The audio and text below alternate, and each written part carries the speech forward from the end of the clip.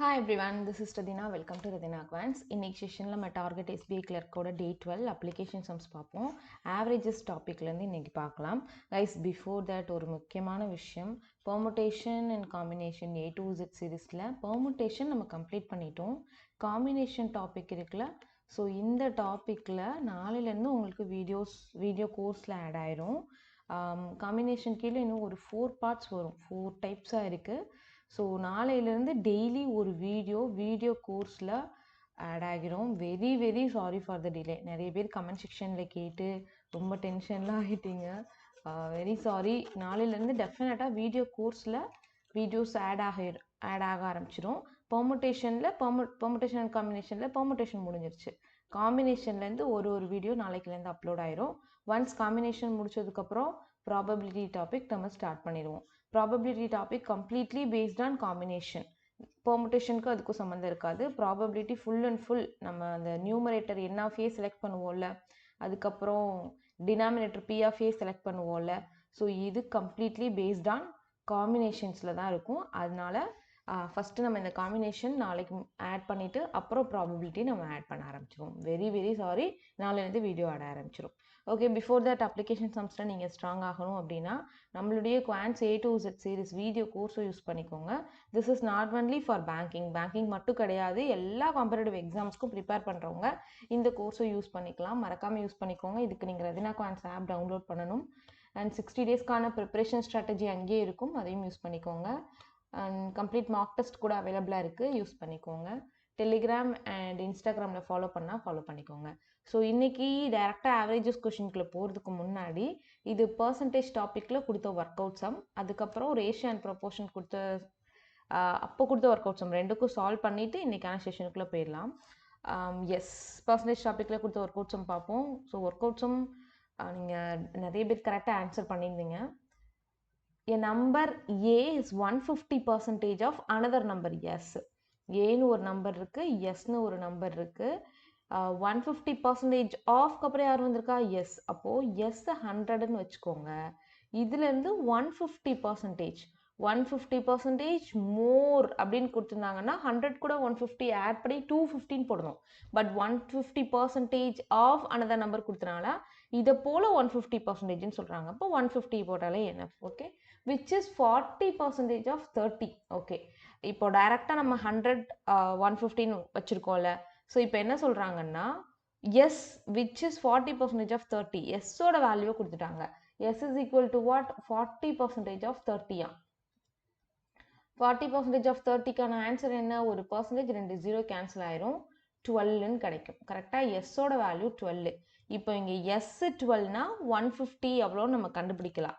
டைரெக்டாக நீங்கள் அதுக்கு என்ன பண்ணுங்க, அதாவது எஸ்ஸோட 12ஓட 150% எவ்வளோன்னு கண்டுபிடிச்சா அதுதான் ஏ.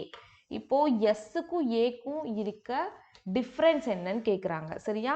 ஒன்று, இப்போ ஏ வந்து நீங்கள் என்ன பண்ணுங்க, ஏயோட வேல்யூ என்ன வரும்னா 150% ஆஃப் 12, அவ்வளோதான். சரியா? 150% ஆஃப் 12னா நமக்கு என்ன கிடைக்கும்? 150% நீங்கள் 3/2ன்னு போடலாம். இல்லை எனக்கு அவ்வளோலாம் யோசிக்க வரல, பேசிக்காக சால்வ் பண்ணால் 150/100 இன்ட்டு 12 போட்டாச்சா, இங்கே 3 டைம்ஸ், இங்கே 2 டைம்ஸ், 1 டைம், இங்கே 6 டைம், 18 அப்படின்னு கிடைக்கும். ஸோ ஏயோட வேல்யூ 18. ரெண்டுக்கும் டிஃப்ரென்ஸ் பார்த்தீங்கன்னா 6 இஸ் த ரைட் ஆன்சர். இப்படி போடால் வேறு எப்படி போடலான்னா, இப்போ இவங்க 2 பேருக்கு ரேஷியோ எடுத்துருங்க. 3:2வா? இந்த 2 பார்ட்டு தான் 12ன்னு சொல்லிட்டாங்க. அப்போ 3 பார்ட் நமக்கு என்ன வரும்? 18. டைரெக்டாக சொல்லிடலாம். இந்த ஒன்ஸ் எஸ் கண்டுபிடிச்சிட்டிங்கன்னா இந்த ரேஷியோ வச்சு ஏ வேல்யூ ஈஸியாக சொல்லிடலாம். இவங்க 2 பேருக்கும் 6ன்னு ஈஸியாக சொல்லிடலாம். ஒன்று இப்படி ப்ரொசீட் பண்ணுங்கள், இல்லை இப்படி ப்ரொசீட் பண்ணுங்கள். ஸோ நிறைய பேர் கரெக்டாக ஆன்சர் பண்ணியிருந்தீங்க, வெரி குட். ஸோ இப்போ ரேஷியோ ப்ரொபோர்ஷன் இந்த டாப்பிக்கில் உங்களுக்கு ஏஜஸ் கீழே ஒரு கொஷின் கொடுத்துருந்தேன். ஏஜஸும் செப்பரேட்டாக நான் ஒரு வீடியோஸ் கொண்டு வரேன்.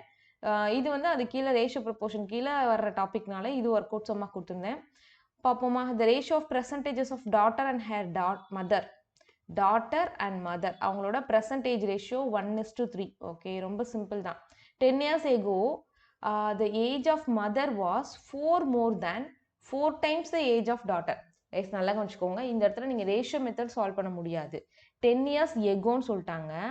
10 இயர்ஸ் எகோ பற்றி பேசுகிறாங்க. அப்போது நம்ம என்ன பண்ண போகிறோம்னா இந்த க்ளூவை வச்சு டாட்டரோட ஏஜை நான் எக்ஸ்ன்னு வச்சுக்கிறேன்னா கவனிங்க, டாட்டரோட ஏஜை நான் எக்ஸ்ன்னு வச்சேன்னா மதரோட அட் ப்ரெசன்ட் ஏஜ் 3x. இப்போ இவங்க கொடுத்த வேர்டிங்ஸை நம்ம மேத்தமெட்டிக்கல் ஸ்டேட்மெண்ட்டாக கன்வெர்ட் பண்ண போகிறோம்.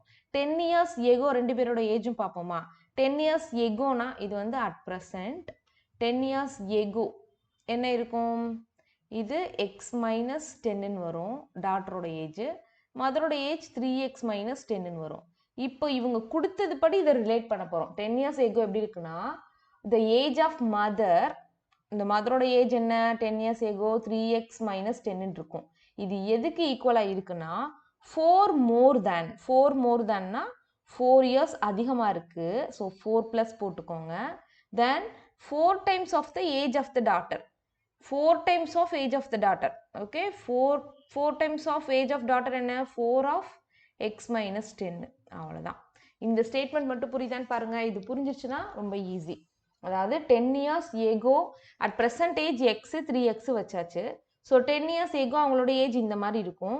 இதை யூஸ் பண்ணி நம்ம இப்படி ப்ரொசீட் பண்ணுறோம். இப்போ ஃபைனலி ஃபைண்ட் தர் ஏஜஸ் கேட்குறாங்க. எக்ஸோட வேல்யூ என்னன்னு கண்டுபிடிச்சா டாட்டர் அண்ட் மதரோட ஏஜ் சொல்லிட முடியும். இப்போது நம்ம 4 years ago mother age 10 years ago mother age என்ன இருக்குது? 3x மைனஸ் 10 இருக்கா? ஓகே, 3x மைனஸ் 10ன்றது எப்படி இருந்ததா 4 + 4 times ஆஃப் டாட்டர்ஸ் ஏஜ்னு சொல்லிட்டாங்க. ஸோ 4 + 4 times ஆஃப் டாட்டர்ஸ் ஏஜ். Okay, yes. இப்போ பாருங்கள், இங்கே 3x மைனஸ் 10 அப்படியே இருக்கட்டும். இங்கே என்ன இருக்கும்? 4 + 4x மைனஸ் 14 வரும். அண்ட் தென் இதெல்லாம் நம்ம இது பண்ணிக்கலாம். இங்கே இருக்க 4x அப்படியே இருக்கட்டும்.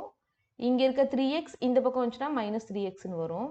இங்கே மைனஸ் 10 அப்படியே இருக்கட்டும். இந்த பக்கம் பாருங்கள், +4 மைனஸ் 40 ரெண்டும் ஆட் பண்ணால் நமக்கு மைனஸ் 36 இருக்கும். அது இந்த பக்கம் வந்துச்சுன்னா ப்ளஸ் 36ன்னு மாறும். கரெக்டாக? எஸ். அதுக்கப்புறம் இங்கே இதில் கேன்சல் பண்ணிங்கன்னா ப்ளஸ் 26ன்னு வரும். இங்கே எக்ஸ்ன்னு வரும். ஸோ எக்ஸோட வேல்யூ 26ன்னு தெரிஞ்சிருச்சு. X is equal to 26. X 26னா ரெண்டு ஆப்ஷன் இருக்குது. அதில் மதரோட ஏஜ் எக்ஸாக்டாக வேணும்னா இது வந்து டாட்டர்ஸ் ஏஜ். மதர் ஏஜ் வந்து 3x. ஸோ 3 × 26 நமக்கு என்ன கிடைக்கும்? 678. அப்போது வெயிட், டாட்டரோட ஏஜ் 26, மதரோட age 78. Option D is the right answer. இதுவும் நிறைய பேர் கரெக்டாக ஆன்சர் பண்ணியிருந்தீங்க. இதில் முக்கியமான ஒரு விஷயம், இந்த ஸ்டேட்மெண்ட்டை ஃபார்ம் பண்ண தெரியணும். ஓகே, இன்றைக்கான ஆவரேஜ் செஷனுக்குள்ளே போயிடலாம். கைஸ், இன்றைக்கி ஆவரேஜஸ் கொஷின் கொஞ்சம் பேசிக் லெவலில் தான் இருக்குது. நான் இது வந்து எனக்கு ஒரு ஸ்டூடெண்ட் தான் கண்டென்ட்லாம் எடுத்துருவாங்க. அவங்ககிட்ட நெக்ஸ்ட் வந்து இன்னும் கொஞ்சம் ஹார்ட் லெவலில் கேட்டிருக்கேன். ஸோ இன்றைக்கி ஒரு நாளைக்கு அட்ஜஸ்ட் பண்ணிக்கோங்க. ஆவரேஜஸ் கீழே இருக்கக்கூடிய பேசிக்கானதை டக்குன்னு எப்படி ஃபாஸ்ட்டாக, இதெல்லாம் உங்களுக்கு டெஃபினட்டாக எக்ஸாம் போகிறதுக்கு முன்னாடி தெரிஞ்சிருக்கணும். எஸ்பிஐ கிளர்க்கு முன்னாடி இன்றைக்கி நம்ம ஒரு 10 கொஷின்ஸ் கிட்ட சால்வ் பண்ணுவோம் ஆவரேஜஸில். இந்த 10 கொஷினோட கான்செப்டும் உங்களுக்கு டெஃபினட்டாக தெரிஞ்சிருக்கணும். ஸோ இதை சால்வ் பண்ணுங்கள். நாளையிலேருந்து கொஞ்சம் மாடரேட் லெவலில் கொஷின்ஸ் நான் செட் பண்ணி கொண்டு வரேன். Okay, the average age of 18 students is 25 years. Okay, after including 3 more students, the average age is increased by 3 years. இந்த மாதிரி டைப்லாம் நம்ம குவான்ஸ் A to Z சீரீஸில் கிளியராக டீச் பண்ணியிருப்பேன். பாக்ஸ் மெத்தட்லாம் சால்வ் பண்ணியிருப்பேன். ஃபஸ்ட்டு உங்களுடைய ஒர்க் என்னென்னா ஆவரேஜஸோட A to Z சீரீஸை கம்ப்ளீட்டாக பார்க்கணும். ஆவரேஜஸோட A to Z சீரீஸ் யூடியூப்பில் கொஞ்சம் அவைலபிளாக இருக்குது. ரிமைனிங் வந்து வீடியோ கோர்ஸில் இருக்குது. ஸோ இதை ஃபுல்லாக பார்த்துட்டிங்கன்னா ஆவரேஜஸில் கொஷின்ஸை ஈஸியாக சால்வ் பண்ண முடியும். இப்போ பாருங்கள், பாக்ஸ் மெத்தடில் இந்த கொஷின் சால்வ் பண்ணலாம். 18 ஸ்டூடெண்ட்ஸோட ஆவரேஜ் ஏஜ் வந்து 25 years. After including 3 more students. 3 more studentsனா 18 + 3 21 ஸ்டூடெண்ட்ஸோட ஆவரேஜ் ஏஜ் என்ன இருக்குன்னா இது கூட ஒரு 3 ஆட் ஆயிடுச்சுன்னா 28. அதாவது இந்த பக்கமும் என்ன ஆயிருக்கு? 3 இன்க்ரீஸ் ஆயிருக்கு. இந்த பக்கம் என்ன ஆயிருக்கு? சேம் 3 இன்க்ரீஸ் ஆயிருக்கு. ஸோ இப்போ இந்த மாதிரி இருந்துச்சுன்னா 3 × 25 3 × 28. ஓகே, இப்போ பாருங்களேன், ஆல்டர்னேட்டாக நம்ம மல்டிப்ளை பண்ணுவோம். 3 × 25 எடுத்துக்கோங்க, 75. அதுக்கப்புறம் 3 × 21 நமக்கு என்ன கிடைக்கும்? 63. அதே போல் சைன் எப்படி இருக்குது? இந்த சைன் அதாவது அப்வர்ட் ரெண்டுமே சேம் டைரக்ஷனில் இருக்குது. சேம் டைரக்ஷனில் இருந்தால் இந்த வரக்கூடிய வேல்யூவை நீங்கள் ஆட் பண்ணணும். ஆட் பண்ணால் என்ன கிடைக்கும்? 138ன்னு கிடைக்கும். இது என்ன அப்படின்னா சம் ஆஃப் தீஸ் 3 ஸ்டூடெண்ட்ஸ். யார் ஆட் பண்ணாங்களோ, இந்த 3 பேர் ஆட் பண்ணாங்கல்ல, இந்த 3 பேரோட ஏஜோட சம் தான் 138. அப்போ நமக்கு ஆவரேஜ் வேணும்னா என்ன பண்ணணும், அந்த 3 பேரோட ஆவரேஜ் கேட்குறாங்க. அப்போது 138 டிவைடட் பை 3 போட்டிங்கன்னா என்ன கிடைக்கும், 4 times 6 times 46 is the right answer. Okay rice, புரியுதா என்ன சொல்கிறேன்னு? ஸோ இந்த பாக்ஸ் மெத்தட் மூலமாக இந்த இந்த ஆட் பண்ணுறாங்கல்ல 3 ஸ்டூடெண்ட்ஸ், இல்லை எலிமினேட் பண்ணுறாங்கல்ல 3 ஸ்டூடெண்ட்ஸு, யாரை ஆட் பண்ணாலும் சரி எலிமினேட் பண்ணாலும் சரி, அவங்களோட சம் கண்டுபிடிக்க முடியும். அந்த ஒவ்வொருத்தரோட ஏஜ்னு கொடுத்தா ஏஜோட சம், ஆவரேஜ் வேணா டிவைடட் பை 3 போட்டு ஆவரேஜ் போட்டுக்கணும். சரியா? நெக்ஸ்ட் கொஸ்டின் போலாமா? Next question. Dheeran's marks were wrongly entered as 96 instead of 69. ஆக்சுவலாக தீரனோட மார்க் வந்து 69 தான், பட் அவங்க என்ன பண்ணிட்டாங்கன்னா 96ன்னு என்ட்ரு பண்ணிட்டாங்க. Due to this the average marks of the class went up by 1/3 marks. இதனால ஆவரேஜ் மார்க் வந்து அந்த கிளாஸோட ஓவரால் ஆவரேஜ் மார்க் 1/3 இன்க்ரீஸ் ஆயிருக்கு. ஓகே, ஆமாம், ஏன்னா கம்மியாக என்ட்ரு பண்ணுறதுக்கு பதிலாக அதிகமாக என்ட்ரு பண்ணியிருக்காங்க. இன்ஸ்டெட் ஆஃப் 69 இருக்குல்ல, இந்த ட்ரூ வேல்யூ 69 தான், 69 தான் ட்ரூ வேல்யூ. இது வந்து ராங்லி என்டர்ட் அஸ் 96, இதுதான் எரர் வேல்யூ.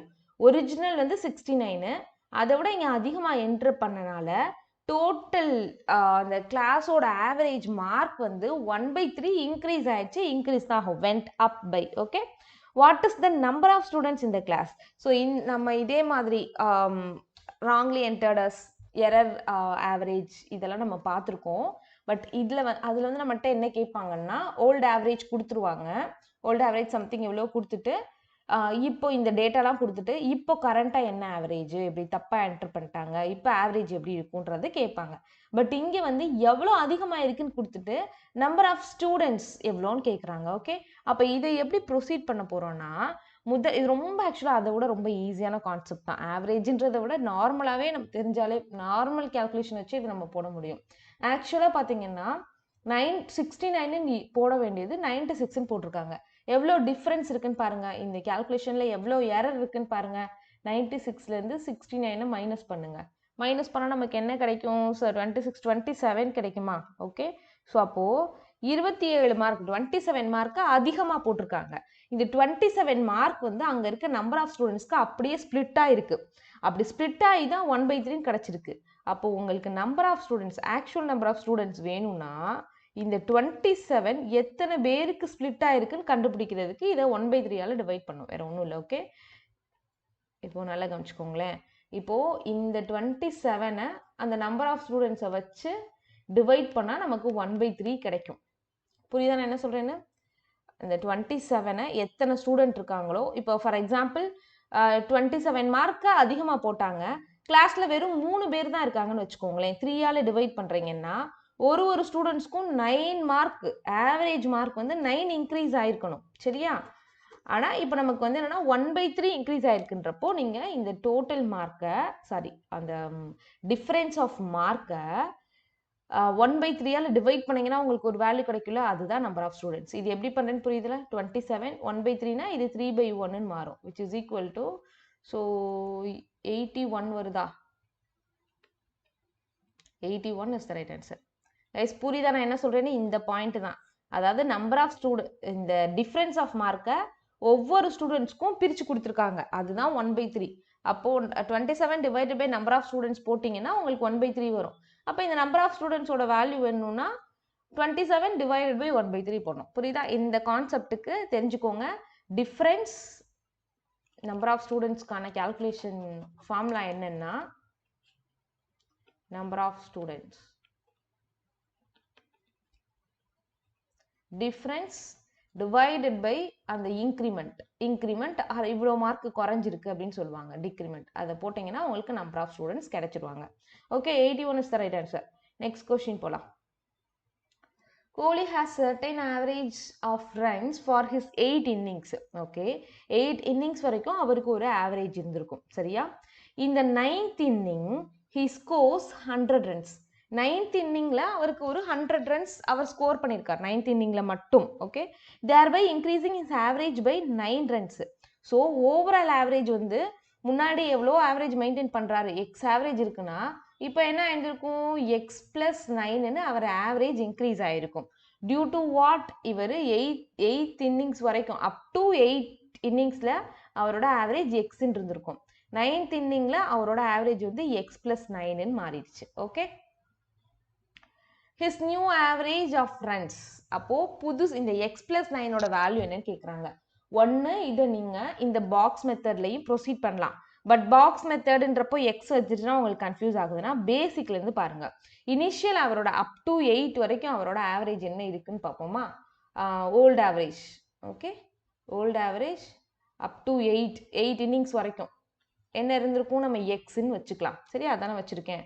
அப்போது சம் என்ன இருந்திருக்கும், சம் என்ன இருக்கும், ஒவ்வொரு இன்னிங்ஸ் 8, அதாவது இதை வந்து நீங்கள் கிரிக்கெட் பற்றி எனக்கும் பெருசாக அது ஒன்றுமே தெரியாது. பட் இது ரொம்ப சிம்பிள் தான். 8 ரெக்கார்டு வரைக்கும், இப்போ 8 ஸ்டூடெண்ட்ஸ்ன்னு கூட வச்சுக்கோங்களேன். 8 ஸ்டூடெண்ட்ஸோட ஆவரேஜ் எக்ஸ்னா 8 ஸ்டூடெண்ட்ஸோட வெயிட்டோட சம் என்னவா இருந்திருக்கும், 8x. அப்போ இந்த சம்ன்றது என்னன்னா அப் டு 8 வரைக்கும் இருக்க total runs. Okay, overall run. இப்போது 9th என்ன ஆகுது, இப்போ அகைன் என்ன ஆகுதுன்னா ஒரு 100 ரன்ஸ் அதிகமாக எடுக்கிறாங்க. அப்போ அட் ப்ரெசன்ட் சம் என்ன இருக்கும், 8x + 100ன்னு இருக்கும். கரெக்டா? Yes, thereby increasing 9 runs. இப்போ ஆவரேஜ் என்னவா மாறிடுது, அட் ப்ரெசன்ட் சம் வந்து 8x + 100. இப்போ அட் ப்ரெசன்ட் ஆவரேஜ் என்ன அப்படின்னா இதை விட எக்ஸ் ப்ளஸ் 9ன்னு மாறிடுது. Okay, yes. அப்போ அதோட சம் என்ன இருக்கும், நல்லா கவனிச்சுக்கோங்க. இதை இங்கே கூட போடலாம். இதோட சம் என்ன இருக்கும்னா 9 × x + 9ன்னு இருக்கும். கைஸ், இதெல்லாம் ரொம்ப உங்களுக்கு நிறைய வளவலன்னு எழுதுறேன், நிறைய டேட்டா வேணாம், சிம்பிளாகவே பண்ணுவோம். இந்த பாக்ஸ் மெத்தட்லேயே பண்ணலாம். பாக்ஸ் மெத்தடில் எக்ஸ் வச்சு பண்ணும்போது கன்ஃபியூஸ் ஆகுன்றனால நான் பேசிக்கை பண்ணிவிட்டு பண்ணுறேன். அப் டு 8 வரைக்கும்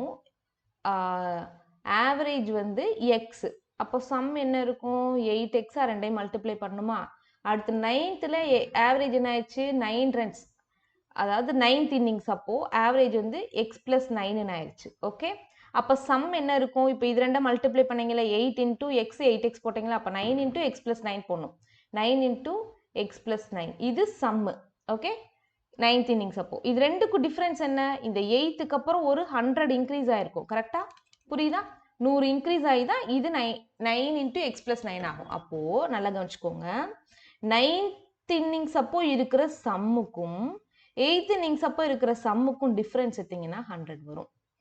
ஓகே, ஒன்று இப்படி இதை ஃபார்ம் பண்ணுங்க. இல்லையா, இது உங்களுக்கு புரியலன்னா 8x இந்த சம் கூட ஒரு 100 ஆட் பண்ணால் 9th இன்னிங்ஸோட சம் கிடைக்குமா, 9 × x + 9. அவ்வளோதான். இப்போ எக்ஸோட வேல்யூ கால்குலேட் பண்ணுங்கள் இதை யூஸ் பண்ணி. இங்கே என்ன கிடைக்கும், ஆக்சுவலாக 8x + 100 இருக்கட்டும், 9x + 81. இப்போ இந்த 8x இங்கே போயிடுச்சுன்னா 9x - 8x, 81 இந்த சைடில் வந்துச்சுன்னா 100 - 81 ஆகும். இங்கே எக்ஸ் இருக்கும். ஸோ எக்ஸோட வேல்யூ 19 கிடைக்கும். It clear? அதாவது எக்ஸோட வேல்யூனா அப் டு 8 இன்னிங்ஸ் வரைக்கும் அவங்களோட ஆவரேஜ் 19. அப்போ அட் ப்ரெசன்ட் 9th இன்னிங்கில் நியூ ஆவரேஜ் ஆஃப் ரன்ஸ் தான் கேட்குறாங்க. அப்போ நியூ ஆவரேஜ் என்ன இருக்கும் பார்த்தீங்கன்னா 19 + 9 இன்க்ரீஸ் ஆச்சுன்னு சொன்னாங்கல்ல, 19 + 9 இங்கே எழுதுனா தெரியுதா, yes, 19 + 9 will be 28. So new average 28. Is it clear? புரியுதா? 8 இன்னிங்ஸ் வரைக்கும் ஆவரேஜ் எக்ஸு. ஸோ சம் பார்த்தீங்கன்னா 8x ரன்ஸ், ஓவரால் ரன்னு ஆர்எல்ஸ் ரன்ஸ்ன்னு போட்டுக்கோங்க. 9th இன்னிங்ஸில் x + 9 ரெண்டையும் மல்டிப்ளை பண்ணால் ஒரு சம் ஆர் ரன் கிடைக்கும். ஸோ இந்த 8x கூட 100 ஆட் பண்ணி தான் இந்த வேல்யூ வந்திருக்கும். இதுலேருந்து எக்ஸோட வேல்யூ கண்டுபிடிக்கிறோம், அதுலேருந்து நியூ ஆவரேஜ் சொல்கிறோம். ஓகே, இப்போ இதை எப்படி இந்த பாக்ஸ் மெத்தடில் போடணும்னா சிம்பிள். ஸோ இந்த பக்கம் என்ன ஆகுது, 1 இன்க்ரீஸ் ஆகுது, இந்த பக்கம் என்ன ஆகுது, 9 இன்க்ரீஸ் ஆகுது. சரியா? அப்போ ஈஸியாக சொல்லணும்னா இங்கே பாருங்களேன், இது ரெண்டை மல்டிப்ளை பண்ணுங்க, இது ரெண்டை மல்டிப்ளை பண்ணுங்க. 1 × x எவ்வளோ, எக்ஸ். 9 × 9 எவ்வளோ, 81. ஓகே, இது ரெண்டுக்கும் நம்ம என்ன எடுக்கணும், ரெண்டுமே சேமாக இருக்கா, ஆரோ மார்க் சேமாக இருக்குன்னா ரெண்டையும் ஆட் பண்ணணும். சரியா? ஸோ எக்ஸ் + 81ஓட வேல்யூ தான் என்னன்னா 100. ஏன்னா நமக்கு 100 ரன்ஸ் இன்க்ரீஸ் ஆயிருக்குல்ல, புரியுதா? இந்த 100 ரன்ஸ் இன்க்ரீஸ் ஆகுறதுனால இந்த ஒரு வேல்யூவோட ரன், அந்த ஒரு இன்னிங்ஸோட ரன் வந்து 100. அதனால x plus 81 equal to 100. So எக்ஸோட வேல்யூ நமக்கு என்ன இருக்கும் 100 minus 81 equal to 19 இந்த பாக்ஸ் மெத்தடில் ஒன் ஸ்டெப்லேயே கிடைச்சிரும். சரியா? இது பேசிக்மா, இது பாக்ஸ் மெத்தட் தெரிஞ்சு வச்சுக்கோங்க, வீடியோ கோர்ஸில் இருக்கு. நெக்ஸ்ட் சம் போலாம். The average expenditure of Praveen for 10 days is ₹45 per day. இப்போ பிரவீனோட ஒரு 10 டேஸ்க்கான ஆவரேஜ் எக்ஸ்பெண்டிச்சர் எடுத்தா ஒரு நாளைக்கு 45 rupeesன்ற மாதிரி வருது. ஓகே, 10 டேஸ்க்கான ஆவரேஜ் எக்ஸ்பெண்டிச்சர் 45.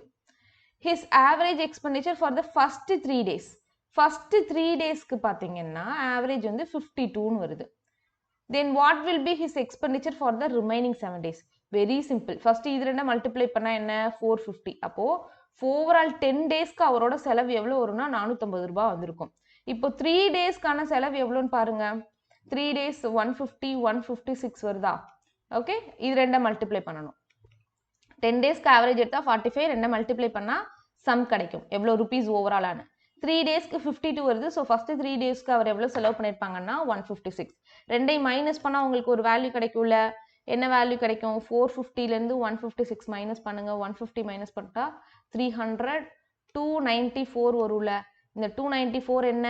7 டேஸ்க்கான எக்ஸ்பெண்டிச்சர். அப்போது இதோட ஆவரேஜ் தெரியணும் அப்படின்னா இந்த 294 7ஆல் டிவைட் பண்ணுங்க. டிவைட் பண்ணால் என்ன கிடைக்கும்? 4 டைம்ஸ், ரிமைனிங் 1 2 டைம்ஸ். அப்போது 42 rupees. லாஸ்ட் 7 டேஸ்க்கான average remaining for 7 days. Average expenditure for the remaining 7 days will be 42 rupees. Very simple. நான் ஆல்ரெடி சொன்ன மாதிரி இன்னைக்கு ரொம்ப சிம்பிளான கொஷின்ஸ் தான் இருக்கு. டெஃபினட்டாக நாளைக்கு கொஞ்சம் உங்களுக்கு மாடரேட் லெவலில் எடுத்துகிட்டு வரேன். Okay, the average of 11% is 33. If the average of first 6% and the last 6% is 25.5, 40.5. Okay, இது ஒரு முக்கியமான கான்செப்ட். இப்போ டோட்டலாக 11 மெம்பர்ஸ் இருக்காங்க. இந்த 11 மெம்பர்ஸ் இருப்பாங்கல்ல, ஃபார் எக்ஸாம்பிள் இப்படி வச்சுக்கலாம்.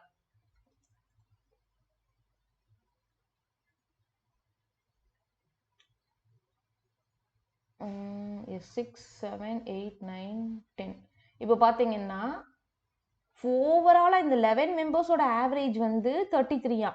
அப்படின்னா த ஆவரேஜ் ஏஜ் கைஸ், இதை நோட் பண்ணிக்கோங்க, ஆவரேஜ் ஏஜ் அப்படின்னு போட்டுக்கோங்க. Okay, the average age of 11 members is 33. அப்போ ஓவரால் ஏஜ் எவ்வளோ இருக்கும்? 11 into 33 போட்டால் என்ன வேல்யூ வருமோ அதுதானே வரும். 363 வருமா? புரியுதா?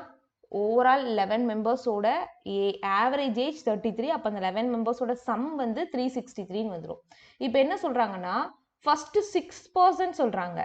ஃபர்ஸ்ட் 6%னா இந்த இதுலேருந்து இந்த பாயிண்ட்லேருந்து இந்த பாயிண்ட் வரைக்கும் வச்சுக்கலாம். 3 4 5 இந்த 6 மெம்பர்ஸோட ஆவரேஜ் பார்த்தீங்க அப்படின்னா 25.5. அப்போ இவங்களோட சம் என்ன இருக்கும்? 25.5 into 6 போட்டால் அவங்களோட சம் தெரிஞ்சிருமா? அப்போது சம் கண்டுபிடிங்க. வெயிட், கலர் சேஞ்ச் பண்ணிக்கிறேன். இந்த கலர் தெரியுதா கைஸ்? ஓகே, 25.5 into 6 போட்டால் நமக்கு என்ன கிடைக்கும்? 25 6 டைம்ஸ் போட்டால் 150 வருமா? எஸ், 150. 0.5 6 டைம்ஸ் போட்டால் 3 வரும். ஸோ 153. இது யாரு? ஃபர்ஸ்ட் 6%ஓட சம் ஆஃப் ஏஜ். ஓகே, இப்போ அடுத்து என்ன சொல்றாங்க அப்படின்னா லாஸ்ட் 6%. லாஸ்ட் 6%னா அகைன் என்ன ஆகுவார்னா இந்த ஃபர்ஸ்ட் 6%ல கம்பைன் ஆனார்ல அதே பர்சன் வருவார். லாஸ்ட் 6ல அவர் வருவார். Okay, 3 6 வந்துருதா?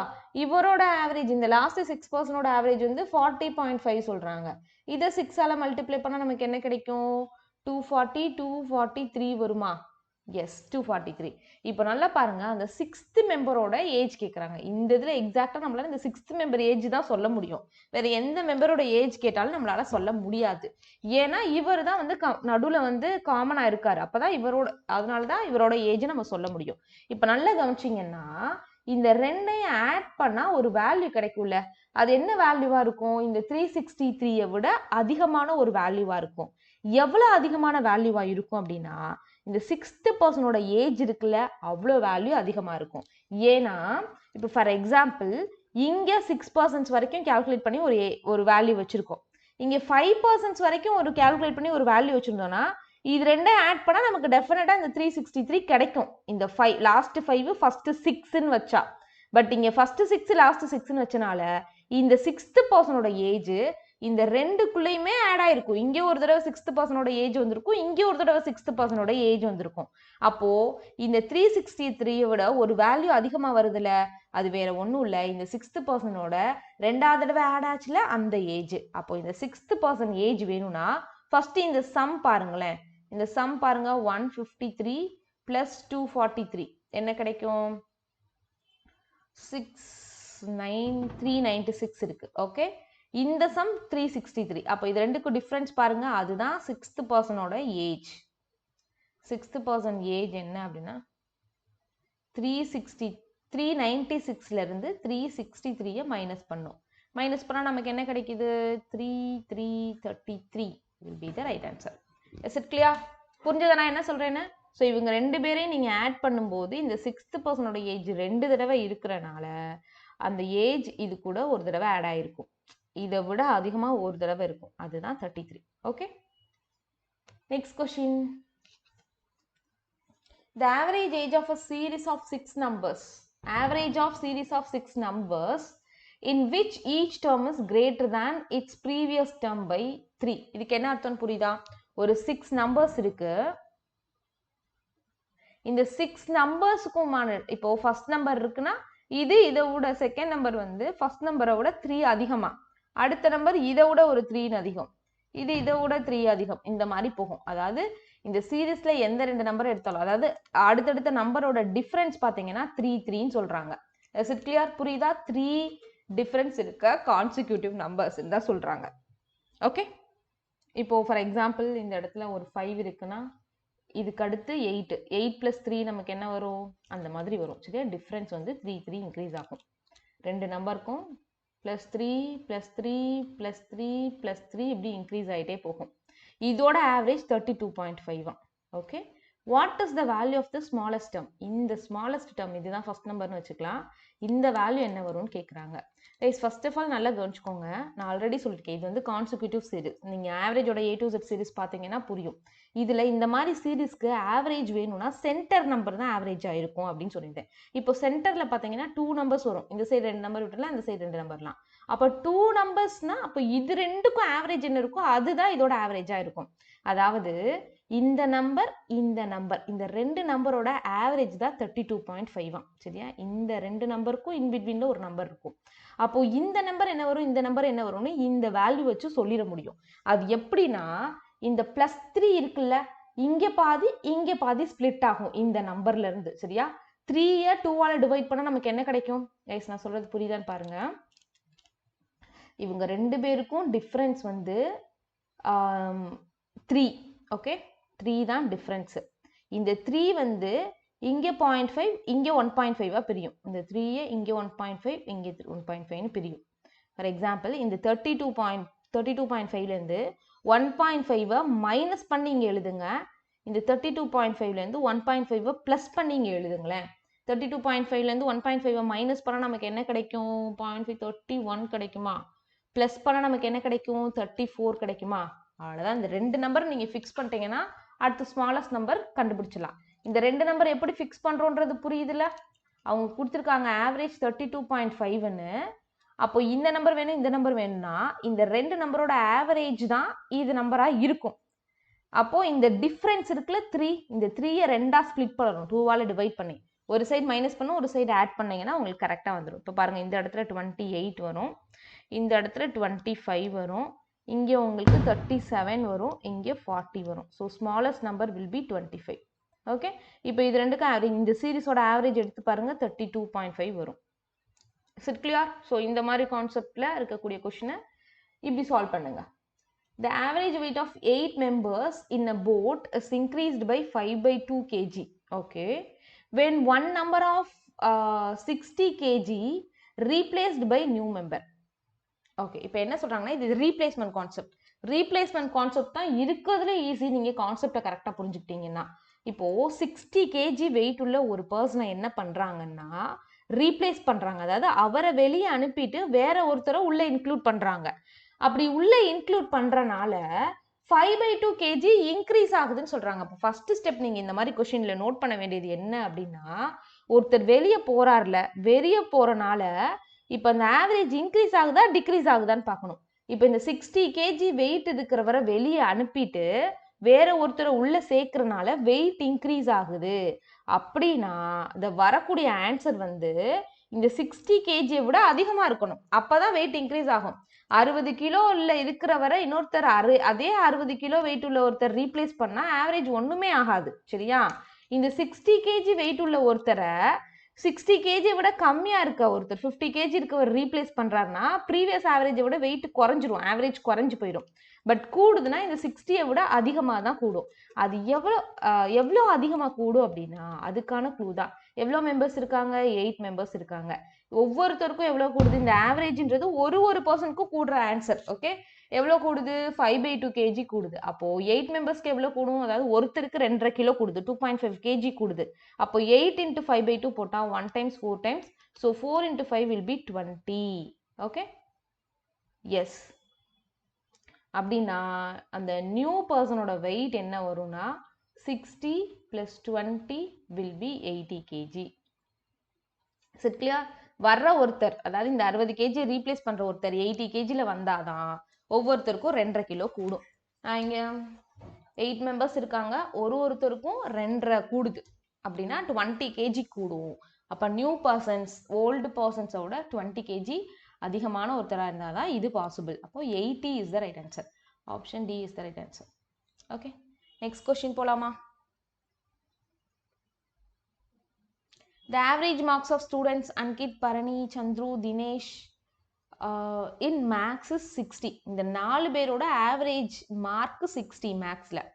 If marks of new student is joined, then average marks become 16/2/3% more than the previous average. Find the sum of marks of all students. Guys, இது average கீழே வராது, ரொம்ப simple தான். இதனால பாருங்க, இப்போ ஃபர்ஸ்ட் 4% தான் இருக்காங்க. 4%ஓட ஆவரேஜ் பார்த்தீங்கன்னா 60 இருக்கு. Okay, average mark 60. இப்போ இந்த 60ல 16/2/3% மார்க் இன்க்ரீஸ் ஆகுதான். அப்போ 16/2/3% ஆஃப் 60 என்ன வரும்? 16/2/3ன்றது என்ன? 16.666. That is 1/6 of 60 will be 10 increase ஆகும். 10 இன்க்ரீஸ் ஆச்சுன்னா மார்க் எவ்வளோ ஆகும்? 17 மாறும். ஆனால் இது எத்தனை பர்சன்ட்ஸோட ஆவரேஜ்? 5%ஓட ஆவரேஜ். அப்போ சம் என்ன இருக்கும் நமக்கு?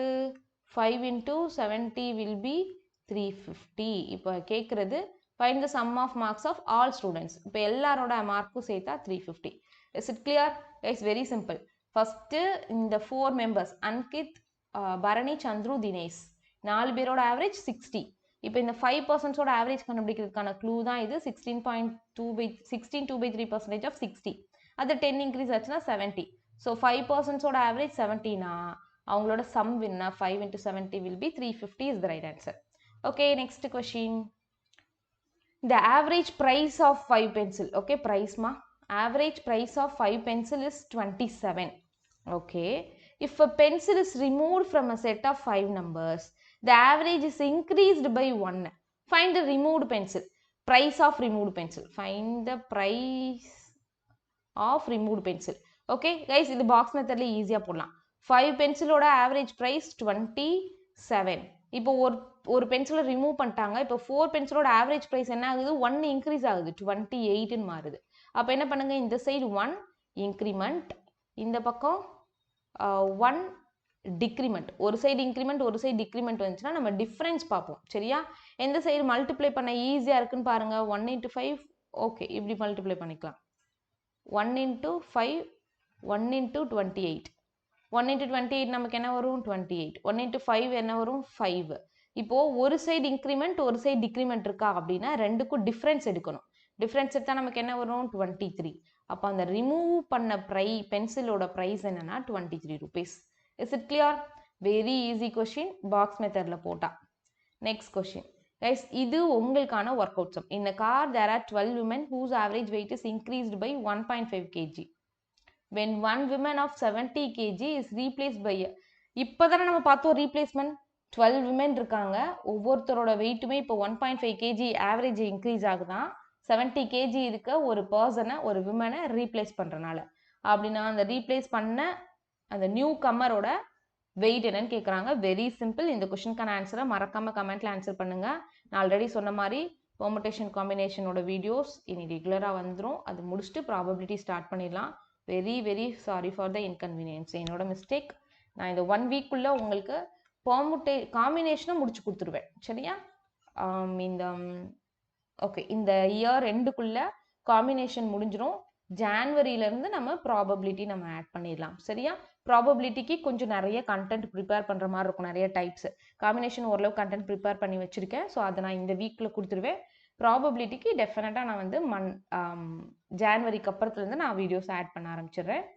ஸோ மறக்காமல் உங்கள் ஆன்சர், இந்த கொஷினுக்கான ஆன்சரை கமெண்ட் பண்ணுங்கள். வீடியோ பிடிச்சிருந்தா லைக் பண்ணுங்கள், ஃப்ரெண்ட்ஸ்க்கு ஷேர் பண்ணுங்கள், ஆப் டவுன்லோட் பண்ணிக்கோங்க. Thank you, by.